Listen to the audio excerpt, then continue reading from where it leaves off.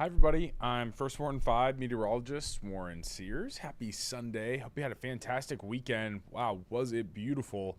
That breeze honestly helped us out quite a bit. Humidity was lower, but that is all getting switched up here over the next 24 to 36 hours. So we do have more rain and thunderstorm chances to talk about than we have pretty much for a good chunk of the last few weeks in just the next 2 days. So good rain opportunities, but we do have some severe weather risks, severe thunderstorm risks off and on over the next 2 days. So we'll talk about those. I do have a line of storms coming up right now as we speak, so I wanted to show you that. I know we have a lot of graduations this weekend, graduation parties. So I'm hoping to help you best plan for that for your Sunday evening. So let's get to it.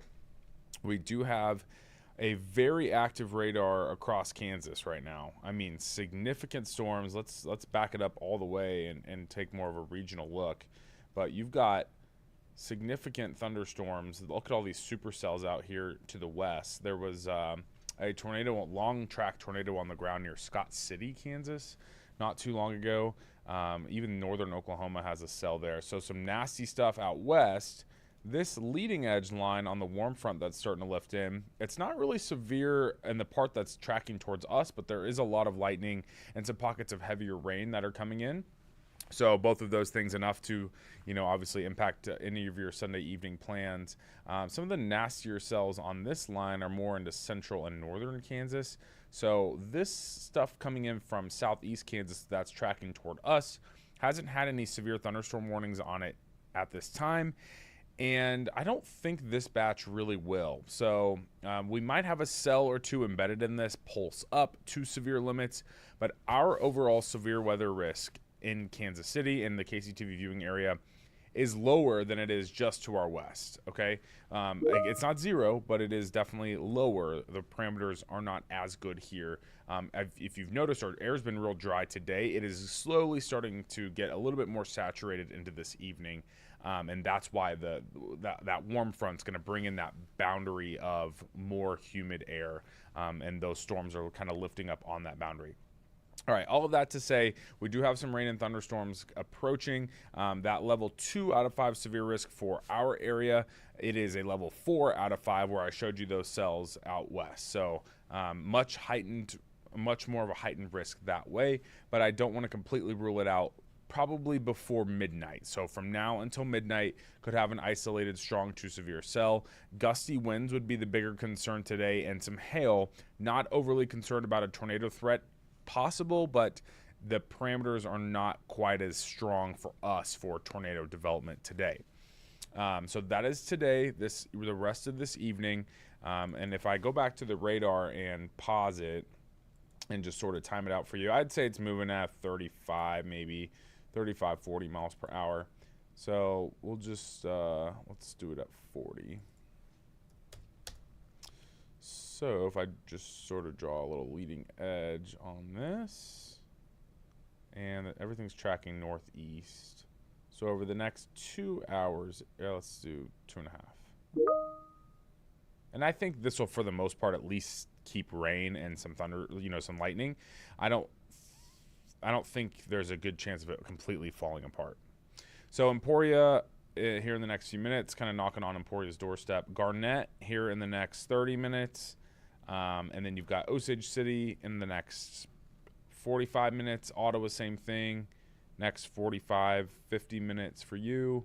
And then after 8 is, I think, our southwest metro kind of when it starts to creep in. So you still have over an hour and a half probably until it gets into the Kansas City metro. So any sort of graduations, I know some started at 7. My alma mater, Olathe Northwest, started at 7, and I don't know what their plans, if they shifted or whatever it may be, but you do have probably until after 8 at least to squeeze in anything left over that you had today. Any plans out there. And then through the Kansas City metro, probably after 9, 8:30 to 9-ish. So I would just say Kansas City metro, be ready after 8 for some rain and thunderstorms. But those of you that live in Anderson, Franklin, Miami, Lynn, and Bates counties, this will be to you sooner than the rest of us. The farther north you live, if you're in northern Missouri at this point, you will not have rain probably for quite some time. it'll take many hours for that to happen. Let me show you some of our latest computer models here. So by 8, 9, 10 o'clock, you can see it starting to, continuing to spread through the Northland, and then also starting to bring some rain to the St. Joe, Cameron, Richmond, Marshall region. And then those of you farther to the north, probably not until closer to midnight. But you can see here, so if I back this up, by the time we're heading to bed, there will be definitely some more widespread rain and rumbles. Radar should continue to fill in tonight. There's a good push of moisture from the Gulf that streams in, and then that happens a little bit more at nighttime. Low-level jet is what we call it, so that can help fill in radar a lot. And so we're expecting that to pulse up here into tonight. So the severe thunderstorm risk is more present, I would say, through about midnight. I don't want to say it's zero after midnight, but we definitely start to lose some of the ingredients. But still some noisy thunderstorms, I think, on the table all the way until 3, 4 o'clock in the morning. This latest computer model here wants to keep some spotty showers around and maybe a few rumbles for the morning commute. Hopefully that can just get out of here and push to the east. But what I would say about tomorrow is it looks really murky. We don't have great details on, it's not real cut and dry. Like, we expect storms between 4 and 7. Like, I think there will be opportunities for some showers in the morning, maybe even another opportunity for some rain and thunderstorms midday, as a little bit of a boundary lifts through, kind of the last push of that warm front. And then there will be a dry line that starts to come in from the west that could fire up some thunderstorms right here in the heart of the afternoon. And then again in the evening as a cold front comes in from the west, and you can see that line that comes through, more of a squall line. So there will be opportunities for rain and thunderstorms off and on throughout the day Monday. I think it's going to be a messy day. I'm hoping that we can keep the severe thunderstorms at bay, but we do have a little bit more of an environment favorable in our area for some stronger thunderstorms on Monday, especially into the afternoon and then even into the evening here as the squall line comes through. There will be a couple of different hazards with the afternoon batch. If we have any supercells, so basically they're a little bit more discrete. They're not in more of a line, a little bit more of a discrete opportunity like this, where you have a couple of cells that pop up, but they're stronger, but they have more of an environment to breathe on their own. Those pose a really large hail and a tornado risk. That would be, in my opinion right now, I think into the heart of the afternoon and early evening, that batch. But if we get morning, midday stuff that lingers around too long, and we keep a real low ceiling and we can't heat up as much as the models suggest, that could hurt that afternoon potential. So it'll be more of a daytime kind of wait and see type of event tomorrow, which I know is hard to plan for, but that's just the reality of a setup like this. So if we do have a couple of showers and rumbles linger into lunch and it doesn't get real warm, we don't have a lot of time to destabilize the atmosphere for another batch in the afternoon, that could hurt our severe weather chances, which would be a great thing. So at this point, models still indicate, though, a few stronger thunderstorms in the heart of the afternoon and early evening, and then we'll watch the line of storms come in from the west and sweep through late Monday evening. That would pose more of a wind and hail threat. Brief spin-up tornadoes sometimes on a line like that, but not long-track violent tornadoes, if that makes sense. And then after midnight, the main severe risk is done. We might have a lingering leftover shower complex of thunderstorms early Tuesday morning, and then a cold front completely sweeps through, and we've got much cooler conditions in the middle of the week. I'm talking cooler like 60s for highs.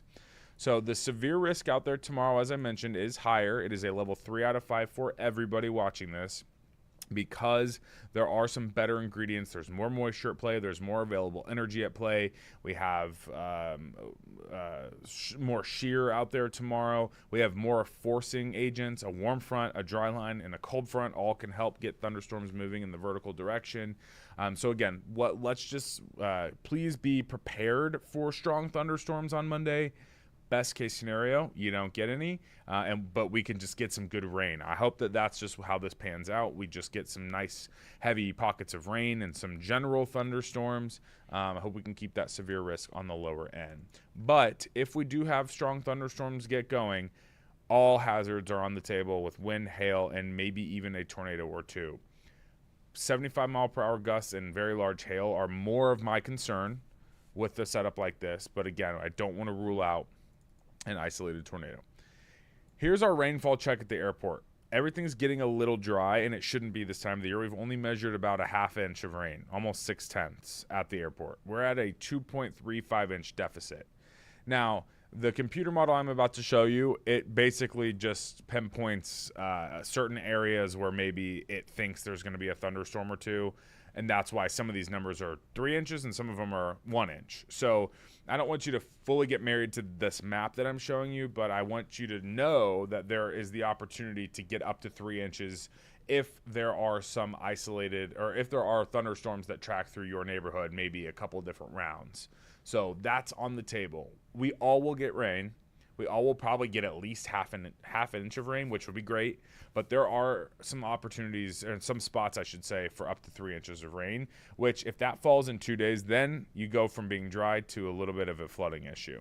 So that's something that I'm watching for over the next few days. But all of us need the rain, and we should be getting some. We will be getting some through early Tuesday morning.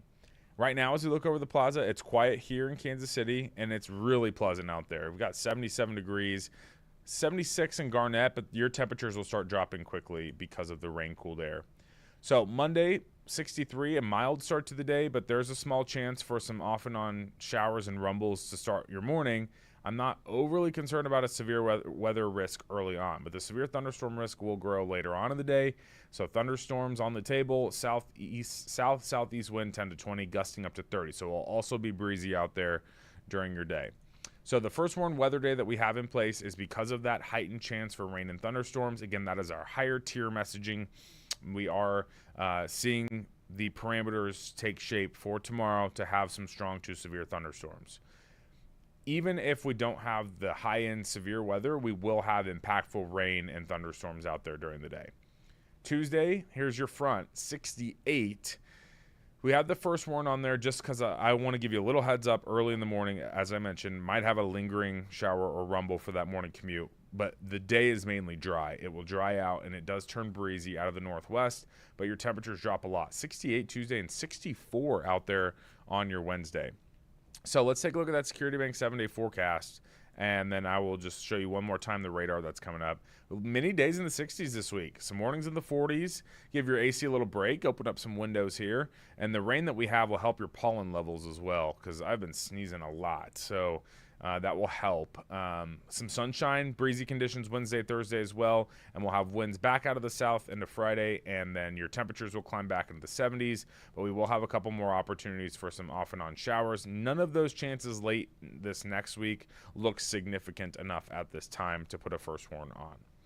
Let me show you radar one more time, just to remind you, or if you're joining us late, that we do have a line of showers and thunderstorms lifting up from the southwest. At this point, nothing on that line and moving in our direction is severe, but there are quite a few lightning strikes and a few downpours. So if you know anyone that's out and about or has maybe graduation plans this evening, they have over an hour still to be dry, especially in Kansas City. Now, those of you in Franklin and Anderson and Lynn and Miami counties, you'll have rain first, Bates as well on the Missouri side.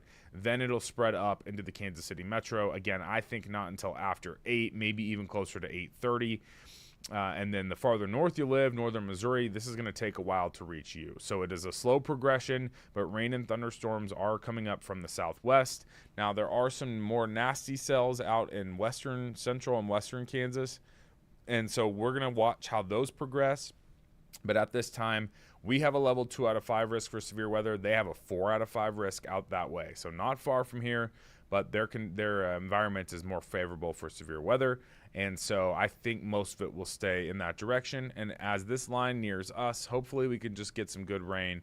But there is that low-end severe risk, so don't get caught off guard. But tomorrow is my heightened risk for severe weather, prompting that first warn weather day. All right, everyone. Thank you for joining me here. It's about 7 o'clock on your Sunday evening. I'm going to watch radar. I'm going to get my latest forecasts and some of the evening data that comes in. And I will probably, as the thunderstorms are coming through Kansas City, I'll probably jump back on if I have any new information or anything like that. But we do have a newscast at 10 today. It's starting a little bit late at around 10:13, I think, because golf went long. So we will be on, but again, not till 10:13.